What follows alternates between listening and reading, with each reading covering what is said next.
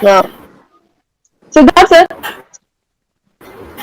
सबसे पहले एक बार मुझे अपना छोटा सा इंट्रोडक्शन और उसके बाद कि क्या क्या रिफॉर्म चाह रहे हैं हम अपकमिंग गवर्नमेंट से।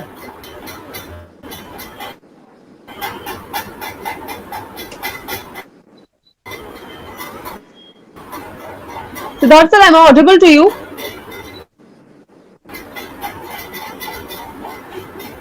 I think there is some technical glitch from his end. Manish sir, am I audible to you? जी, over to you, sir. Yes.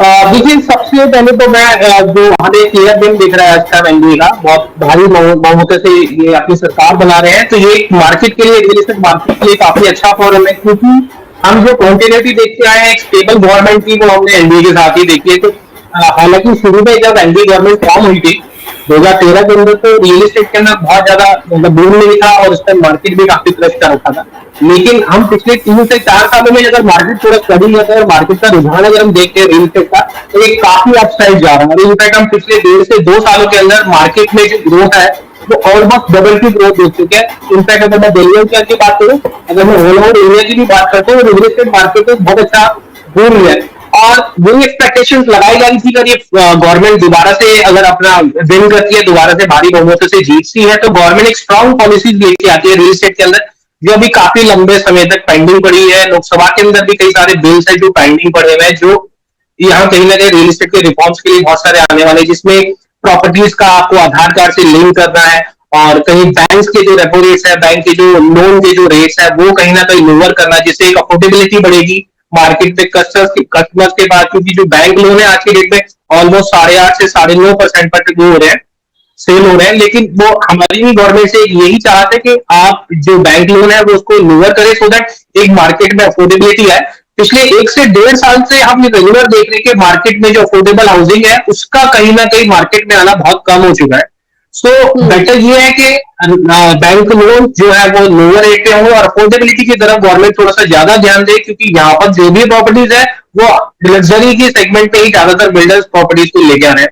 तो कहीं ना कहीं हम ये भी चाहते हैं अफोर्डेबिलिटी हो, ज्यादा से ज्यादा लोग बाग जो रियल एस्टेट है, रियल एस्टेट के अंदर इन्वेस्टमेंट करें या अपना घर लेने का जो सपना है वो रियल एस्टेट के अंदर वो अपना मकान ले लें।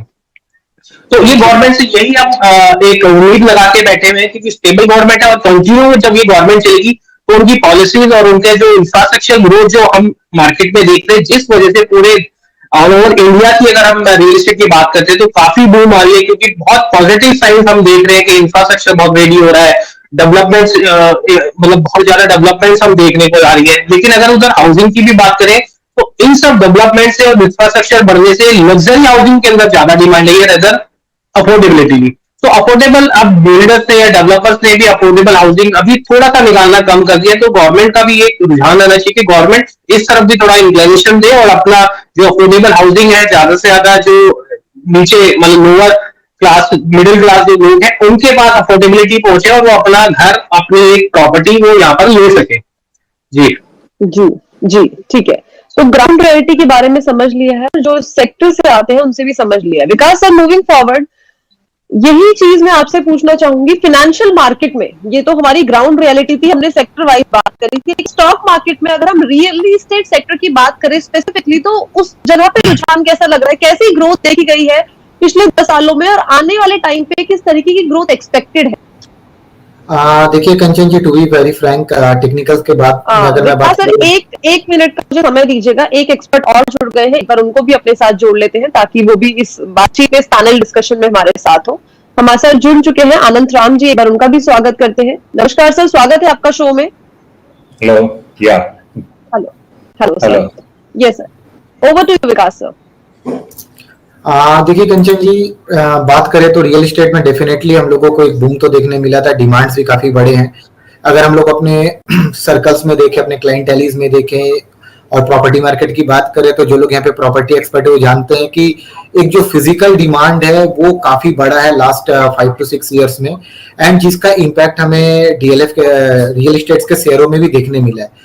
तो मेरे को लगता है कि ये डिमांड अभी भी कंटिन्यूड रहेगा। गवर्नमेंट की जो फोकस है इंफ्रा सेक्टर में कि इंफ्रा का डेवलपमेंट, तो देखिए इंफ्रा का development is the need, and ये नीड तो अभी आगे जैसे जैसे डेवलपमेंट्स होंगे ये चलते ही चला जाएगा।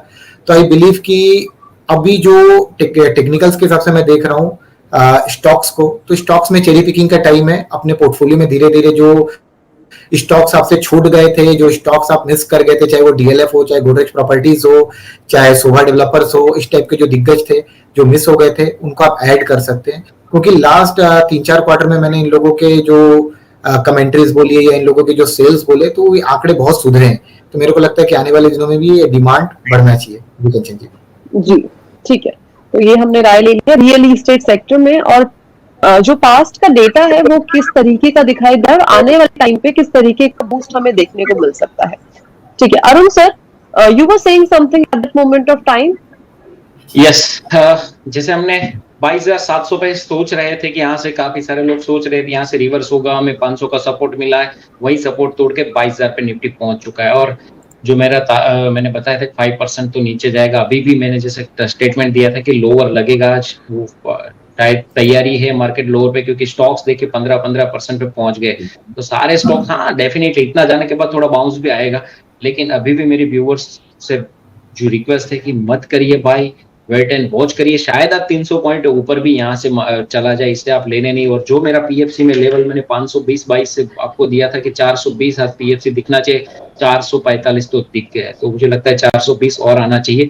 और एक और बताए, हम लोग we are full of short थे और अभी भी होल्ड कर रहे पीएफसी वगैरह जितने, ठीक है। अपने क्लाइंट को सजेस्ट किया था, और जो मार्केट में हमने कर दिया उस पर किसी का इंटरेस्ट नहीं होता, क्या होने वाला उसी में इंटरेस्ट होता है। क्योंकि मैंने ये पोजीशन करा था, ये प्रॉफिट अभी चल रहा है, प्रॉफिट हो उसमें किसी व्यूअर्स को इंटरेस्ट नहीं होता। व्हाट द नेक्स्ट, उसमें सबका इंटरेस्ट होता है। नेक्स्ट यही लग रहा है कि मार्केट के थोड़ा दूर रही है। और अभी जिस तरीके से आप देख, आपकी चैनल पे अपना एक दूसरा बात था, भेल का रिजल्ट आया था तब डिस्कस कर रहे थे, तो काफी लोग बोल रहे थे भेल का रिजल्ट ठीक है, उनको लेना चाहिए। लेकिन तभी मेरा व्यू ये था कि ये रिजल्ट को देख के, नॉट इलेक्शन रिजल्ट, ये रिजल्ट को देख के मैंने 260-250 के आसपास बाइंग बनाने की सोचा था। ये 250 आ गए, लेकिन आज इलेक्शन रिजल्ट है, इलेक्शन रिजल्ट खराब, अनफेवर तो नहीं है, लेकिन जितना एक्सपेक्टेशन था उससे नीचे है। तो यहाँ पर अभी भी लेने की चेष्टा मत करिए। हाँ 200 पॉइंट निफ्टी आपको लगेगा कि इतना नीचे से एकदम 200-250 पॉइंट ऊपर आ गया, लेकिन ऐसे बाउंस आएंगे। लेकिन आपको वेट एंड वॉच करना है। और अगेंस्ट लास्ट स्टेटमेंट, ये जो सेलिंग हो रही है वो प्योर हैवी प्लेयर से हो रही है, तो इसमें बच के रहिए। और कल तक एक कोई नहीं कह रहा था मार्केट गिरेगा, आज सब बोल रहे गिरेगा, लेकिन ठीक है अभी भी मार्केट में थोड़ा सा वेट करिए, 3-4 दिन जाने दीजिए। अभी तो जोड़ तोड़ होगा, कौन किसके साथ जाएगा, कौन किसके साथ रहेगा, यहाँ तो कुछ नहीं। यहाँ भाजपा के साथ 280-300 रहे तो कोई पार्टी उस पर भी शिफ्ट हो सकती है। तो वेट एंड वॉच 2 दिन रहिएगा। अगर इंडिया अलायंस को भी अगर थोड़ा सा बहुमत, अगर बाई चांस एग्जांपल लेते मिल भी गए, तो भी वहां से 1-2 टूट भी सकते हैं। टाइम का थोड़ा सा मेरे पे कंस्ट्रक्शन है, I am so sorry to cut you in between, but time का थोड़ा सा कंस्ट्रक्शन है। लेकिन मैं जरूर वापस शाम को इस चीज में वार्तालाप करूंगी, और एक तो उस टाइम पे ज्यादा अच्छा रहेगा बात करना, बिकॉज उस टाइम पे जो नतीजे है वो हमारे पास, जो पिक्चर है वो पूरी की पूरी क्लियर हो जाएगी। तो उस टाइम पे हम एक काफी ज्यादा ऑप्टिमिस्टिक अप्रोच इस चीज को लेके रख सकते हैं। Thank you so much Arun sir हमारे साथ जुड़ने के लिए, बढ़िया जानकारी शेयर करके। Thanks a lot for joining us today. Thank you ma'am. ठीक है, मूविंग फॉरवर्ड हमारे साथ सिद्धार्थ मौर्य जी वापस से जुड़ने की कोशिश कर रहे हैं। आई होप इस बार कोई टेक्निकल ग्लिच नहीं होगा। Siddharth sir, audible to you? अभी भी मुझे लग रहा है कुछ टेक्निकल ग्लिच है। Okay, moving forward, Anand sir, I would like to ask you, जिस तरीके से is my voice audible? Yes. To you? I am bit confuse कि सिद्धार्थ सर की वॉइस है ये या फिर ये आनंद सर की वॉइस है। No, that is Siddharth. Okay. Siddharth sir, I'll come back to you. Meanwhile, I would like to ask Anand sir, जिस तरीके से हम पहले बेसिक की बात करते हैं, जो रियल एस्टेट सेक्टर है, अपना घर का सपना तो हर किसी का होता है, और ये आज से नहीं है, शुरुआत से ही है। लेकिन जिस तरीके से जब से ये रेरा का रिफॉर्म आया है, ये इस चीज का इसमें इम्प्लीमेंटेशन हुआ है, आपको क्या लगता है इस सेक्टर को कोई बूस्ट मिला है? इस आंसर का जवाब देने से पहले एक बार अपने बारे में, अपनी पूरी फाइल के बारे में मुझे प्लीज एक क्रिस्प नोट में बताइएगा, और उसके बाद इस सवाल पे आइएगा।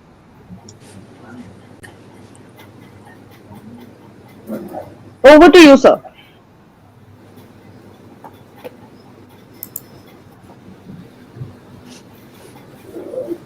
मेरी आवाज पैनलिस्ट तक पहुंच रही है? जी I can hear you. Anand sir, am I audible to you? आपने सवाल सुन लिया है? No, actually the line got dropped. Okay, no issue. Yeah, thank you. No issue, no issue. Yes, सबसे पहले आप अपनी प्रोफाइल के बारे में बताइएगा एक क्रिस्प नोट में। उसके बाद I would like to ask you कि जब से रेरा का इम्प्लीमेंटेशन हुआ है 2016 में, उसने रियल एस्टेट सेक्टर को किस तरीके से अफेक्ट किया है, क्या क्या इम्पैक्ट हमें रियल एस्टेट सेक्टर में देखने को मिले हैं? Okay, so basically we are into the real estate that is into the special category senior citizens का है. Okay, so वो सेक्टर में हम काम कर रहे हैं. So रेरा जब आ गया था ना, तब it was very good. I mean, it has helped both the real estate sector to become more organized, at the same time the more accountable to the customers, and a lot of in fact the people who are not very serious about the real estate but they were trying to do something else, so those of the many people went away from the business. Okay, so that is good sign, and then that way the RERA was one of the definitely a landmark thing in the India, which has given us a good the serious player to be working in the real estate sector. Right. Moving forward, Vikas sir, thank you so much हमारे साथ जुड़ने के लिए, बढ़िया जानकारी share करने के लिए। Thanks a lot for joining us today sir. Thank you Kanchan ji, thank you sir. ठीक है, राहुल सर, रियल एस्टेट की बात चल रही है और रियल एस्टेट के उस सेक्टर से काफी दिग्गज लोग हमारे साथ जुड़ भी गए हैं जो इसी सेक्टर में अलग अलग चीजों में काम करते हैं, और बेसिकली सेक्टर यही है। इस टाइम पे हम बात करें स्टॉक मार्केट में, वापस से आते हैं क्रिस्प नोट पे। मैं आपसे पूछना चाहूंगी कौन से ऐसे बूमिंग स्टॉक है रियल एस्टेट में जिनमें पिछले 10 साल में हमें अच्छा खासा मोमेंटम देखने को मिला है, और 10 साल पहले अगर लिस्टेड नहीं थे, लेकिन आने वाले जो 10 साल है, आने वाले जो 5 साल है, वहां पे हमें अच्छा खासा एक मोमेंटम देखने को मिल सकता है?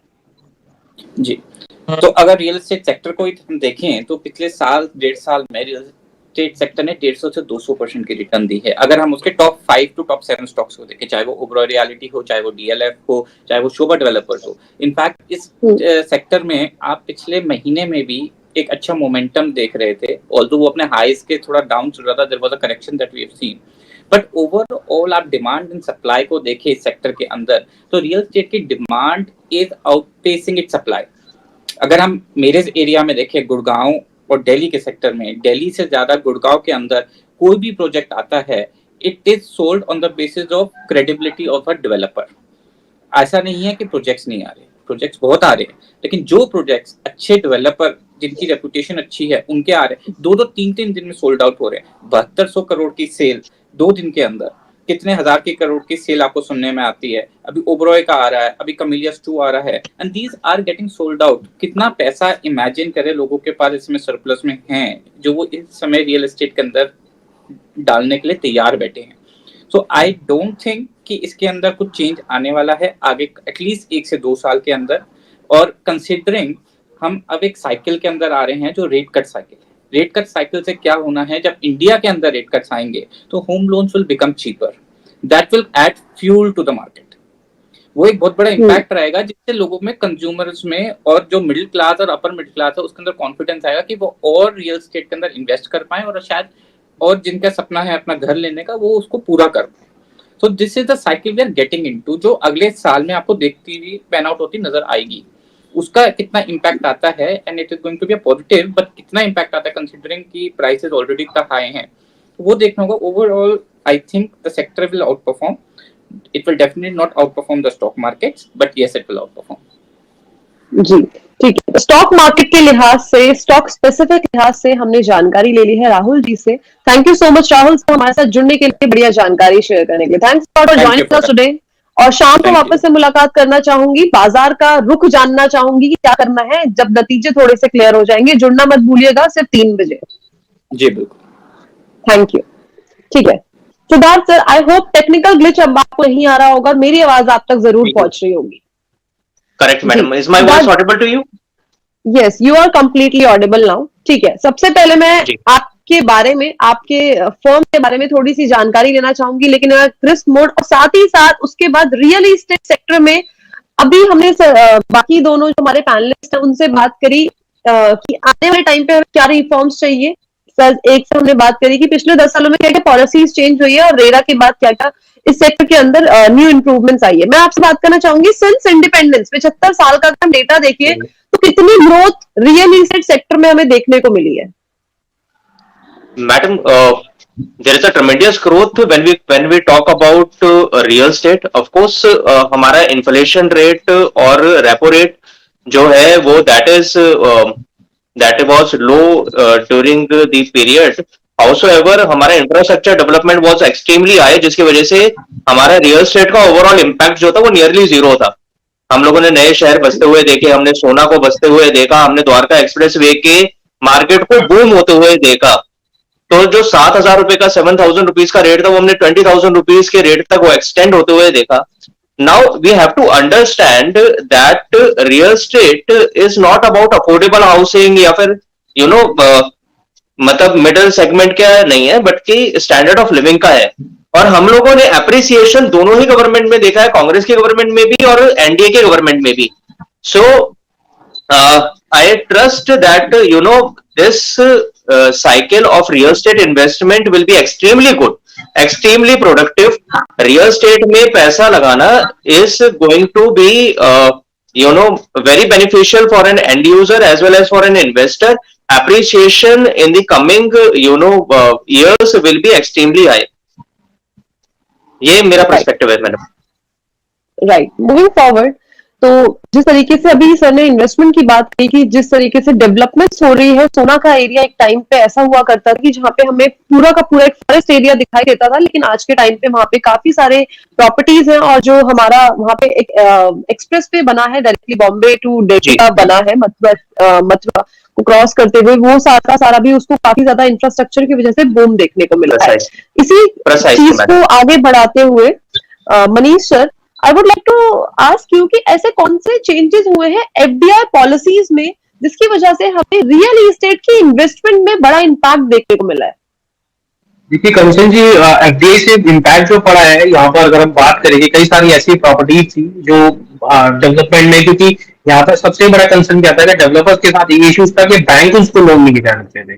बैंक उनको फंडिंग या कोई गवर्नमेंट एजेंसी थी नहीं थी जो इन्वेस्ट यानी कि बिल्डर्स को कहीं ना कहीं फंडिंग करने में कहीं ना कहीं हिच करते थे। तो यहाँ पर एफडीआई आने से एक इन्वेस्टमेंट के ऑप्शंस ये खुल गया डेवलपर्स के लिए कि अपने को partner as a FDI partner वो लोग इंट्रोड्यूस हुए यहाँ पर रियल एस्टेट मार्केट में, और अपने प्रोजेक्ट को जो कई समय से लिंगर ऑन प्रोजेक्ट थे, कई समय से उनको फंडिंग नहीं मिल पा रही जिस वजह से वो डिले चल रहे थे, तो वो प्रोजेक्ट्स हमने देखे वो टाइमली डिलीवर्ड हुआ, मार्केट में एक अच्छा बूम आया।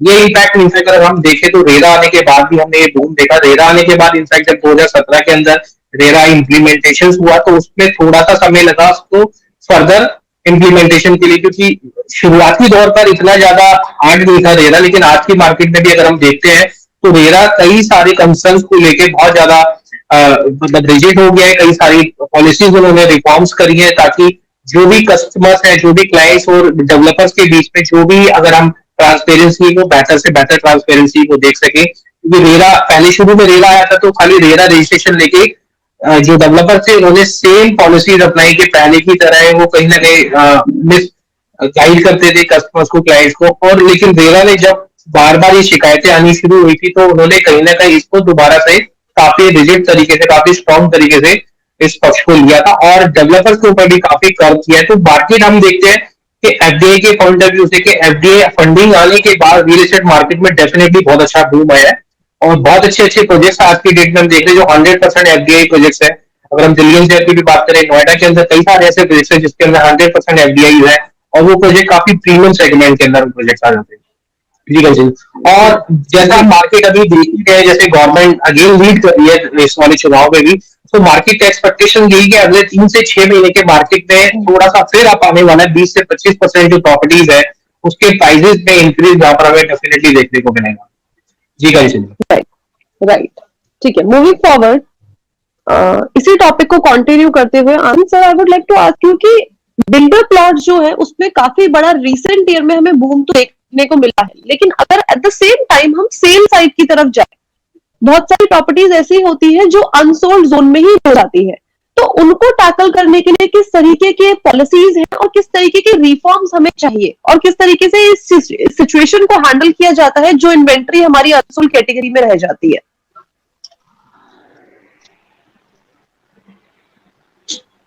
So your mic is on mute. Kindly unmute it. Yeah, sorry. So now if you look at the market, because of the technology which is come into the market, so what's happening is the people are able to invest anywhere in the country. I mean, the people वो technology के साथ से कभी भी आप invest कर सकते हैं, जो भी ऑनलाइन हो या फ्रैक्शनल हो, वैसे पूरा सब जगह में भी आप इन्वेस्टमेंट कर सकते हैं। सो इसलिए हमारा पहले का जो कुछ था ये मार्केट में सरप्लस हो जाएगा या there is a huge inventory is pending, those kind of things are much lower now. Like abhi if you look at some of the projects jab especially the grade A builders and all what they are launching, the moment they launch, within 1 month, within 2 months, you are seeing that there is the hundreds and thousands of the flats are booked. Even in the recently we saw in one of the builder in the, I think it is a DLF or somebody, where within 24 hours the entire inventory was sold. Okay, so this is happening because of the technology which is there, which is giving you an access to invest from anywhere in the country or anywhere wherever you are sitting. Okay, that's the biggest thing. But on the other hand, from the government side, if you ask me, what is that it should be done? Like if they, I mean, because the way the RERA is implemented, and then if you when you are updating the RERA, that with your inventory, whatever is the sold and other things. So for the inventories, whatever you are holding, if there is any kind of the policies which can help us to, I mean, mitigate that inventories, वो बहुत अच्छा होगा. Okay, so that's what is the, I mean, for the inventories they have to take care.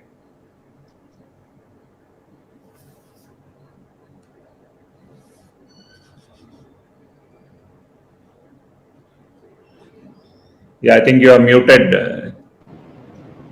Alex sir, I would like to ask you, you want to add something? जी Kanchan, interesting discussion है, लेकिन interesting fight भी आ गई है, वो बहुत interesting है। और सभी एनालिस्ट से एक बार, अगर वो हम एक्सपर्ट से एक बार वो समझने की कोशिश करें कि किस तरीके से देख रहे हैं कि इन केस कुछ मेजर शिफ्ट होता है, क्योंकि अभी कहा नहीं जा सकता और रुझान है, लेकिन काफी हद तक रुझान जो है वो जो वन साइडेड तो नहीं है, तो कहीं तो टाइट फाइट है। और अगर कुछ भी गवर्नमेंट में कुछ चेंजेस होते हैं तो कैसा लगता है, एक्सपर्ट्स को क्या लगता है कि क्या चीजें बदल सकती हैं, किस तरीके से आगे आने वाले समय में क्या परेशानी या क्या फर्क पड़ सकता है ओवरऑल गवर्नेंस में? मनीष जी। सर आपका माइक म्यूट है, काइंडली अनम्यूट। जो मैं आपको बताना चाहूंगा, जो हम मार्केट में एक ट्रेंड देख रहे हैं या कॉन्फिडेंस जो हमने देखा है पिछले 10 सालों में, जो मार्केट में कॉन्फिडेंस बिल्ड हुआ है, डेफिनेटली अगर यहाँ मार्केट में या रुझानों के अंदर कुछ भी उलटफेर होता है तो मार्केट को दोबारा से कॉन्फिडेंस गेन करने के लिए या जो गवर्नमेंट की पॉलिसीज है उसको समझने के लिए थोड़ा सा समय लगेगा। अगर ऐसा हुआ तो रियल एस्टेट मार्केट में शुरुआत के दौर में आप देख सकते हैं कुछ करेक्शन आने की उम्मीद हो जाएगी। और लेकिन अगर हम ये देखेंगे गवर्नमेंट की पॉलिसीज पे सारी की सारी चीजें डिपेंड करेंगी, किस तरीके से गवर्नमेंट नई पॉलिसीज नई चीजें लेके आएंगी, उसके बाद में हम देख पाएंगे क्या होगा। लेकिन अगर ये मार्केट, अगर आज की डेट में मार्केट बहुत, रियल एस्टेट मार्केट बहुत अच्छा चल रहा है, अगर हमने कहीं भी ऐसा देखा कि रुझानों में जो हम देख रहे हैं अगर उलटफेर अगर कुछ भी हो पाया तो आने वाले समय रियल एस्टेट के लिए थोड़ा सा टफ होने वाला है। हालांकि हमने देखा है कि जो कांग्रेस पार्टी है, इनके टाइम में हमेशा से रियल एस्टेट एक अच्छे बूम पर रहा है और बीजेपी के टाइम में हमेशा उसको एक एडवर्स मार्केट देखा है। लेकिन आज का मार्केट क्या है, पिछले 3 से 4 सालों का जो मार्केट देख रहे हैं, जो मार्केट में बूम चल रहा है, जो डिमांड जनरेट हो रही है इनफैक्ट मार्केट में, वो कहीं ना कहीं कॉन्फिडेंस बिल्ड हुआ है इस पार्टी के एनडीए के लिए। क्योंकि मार्केट में आज की डेट में जो इंफ्रास्ट्रक्चर का डेवलपमेंट हम देख रहे हैं, उसी के बेसिस पर हम ये कहीं ना कहीं ग्रोथ भी देख पा रहे हैं कि मार्केट के अंदर जो ग्रोथ आ रही है, नई नई कंपनीज की डेवलपमेंट हो रही है, इंफ्रास्ट्रक्चर रेडी हो रहा है, रेल, मेट्रोज, रैपिड मेट्रोज की डेवलपमेंट हो रही है, बुलेट ट्रेन की डेवलपमेंट हो रही है, जो माइग्रेशन है वो बहुत इजीली कम्यूट हो पा रहे हैं, लोगों का आना जाना, एयरपोर्ट की डेवलपमेंट हो रही है। तो मार्केट में अभी एक अच्छा सेंटीमेंट्स है इन्वेस्टर्स के लिए भी, और इनफैक्ट जो मार्केट में फर्स्ट टाइम प्रॉपर्टी बाय कर रहे हैं। तो ये थोड़ा सा टफ हो जाएगा अगर हमने रुझानों में या फिर चुनाव के नतीजे में कुछ भी उलट फेर देखा, तो आने वाले समय थोड़ा सा रियल एस्टेट मार्केट के लिए वेट एंड वॉच वाला हो जाएगा। जी रियल एस्टेट मार्केट पे क्या फर्क पड़ सकता है वो कह रहे हैं। सिद्धार्थ जी, आप कैसे देखते हैं, आपके सेक्टर को कैसे इन्फ्लुएंस कर सकता है अगर थोड़ा बहुत चेंज ऑफ गार्ड्स होता है या कुछ चीजें होती हैं? Sir, sorry I interrupted you in between. I was saying sir कि हमको गवर्नमेंट की पॉलिसीज ऑफ कोर्स इम्पैक्ट डालती हैं। हम क्या कहते हैं, फॉरेन पॉलिसीज के ऊपर बहुत डिपेंडेंट है। एफडीआई एम्प्लॉयमेंट लेकर आती है। इंडिया हमेशा से एक स्मॉल स्केल इंडस्ट्री वाली कंट्री के नाम से जाना जाता है। एसईजी ने यहाँ पर कॉर्पोरेट को इनकरेज करा, जिसने हॉस्पिटैलिटी को स्टेबल करा। तो ये इम्पोर्टेंट है कि एफडीआई की पॉलिसीज अगर अच्छी रहती हैं और यहाँ पर हमारे पास एम्प्लॉयमेंट आता है तो रियल एस्टेट बूम करेगा।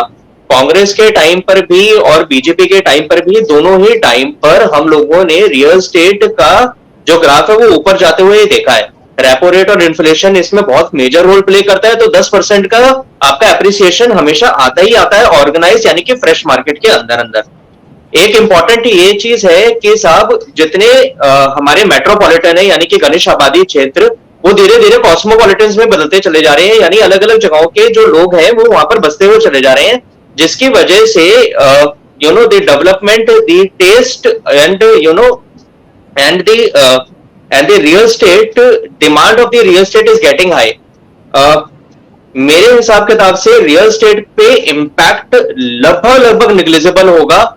आप बेधड़क पैसा लगा सकते हैं। ऐसे माइक्रो मार्केट भी उछलकर बाहर आएंगे जिसको हम टायर 2 मार्केट बोलते हैं, जैसे कि लखनऊ हो गया, आपका क्या कहते हैं अलवर एक अच्छा मार्केट उभर के आ रहा है। दारूहेड़ा आईएमटी की वजह से थोड़ा स्लो चल रहा है, पर वहां पर भी एक डिसेंट अमाउंट ऑफ एप्रिसिएशन देखा गया है। सोना is a very good example, जहां पर हम लोगों ने अच्छा एप्रिसिएशन देखा। तो हमको यहाँ पर एक स्टेबिलिटी फैक्टर दिखाई देता है। बहुत ज्यादा फ्लक्चुएशन आना कि साहब रेट गिर गए एकदम से मार्केट टूट जाएगा, तो वो रियल एस्टेट का कभी पैटर्न रहा ही नहीं। रियल एस्टेट में एकदम से रेट नहीं टूटते। आप एक रियल एस्टेट में एज एक स्टेबल मार्केट की हम लोग बात कर रहे हैं। हमको एसईसीज को इंकरेज करना पड़ेगा, एनसीआर्स को बढ़ाना पड़ेगा, ये इंपॉर्टेंट है। हम लोगों को इवन फ्री जोन वाली पॉलिसीज को भी लेकर आना पड़ेगा। जैसे दुबई में फ्री जोन की पॉलिसी है, जहां पर आदमी बाहर से भी पैसा लगाकर यहाँ पे रेजिडेंशियल कमर्शियल परचेज कर सकता है। तो ये एक इंपॉर्टेंट चीज है जो गवर्नमेंट लेकर आ सकती है सर। जी तो पॉलिसी रिफॉर्म से बात कर ली है कि कौन कौन सी पॉलिसीज में बदलाव हमें करने चाहिए और किन किन पॉलिसीज से बदलाव हो गए उनमें, तो आने वाले टाइम पे हमें एक रियल एस्टेट सेक्टर में एक स्टेबिलिटी देखने को मिल सकती है। थैंक यू सो मच आप तीनों को हमारे साथ जुड़ने के लिए, बढ़िया जानकारी शेयर करने के लिए। Thanks a lot for joining us today.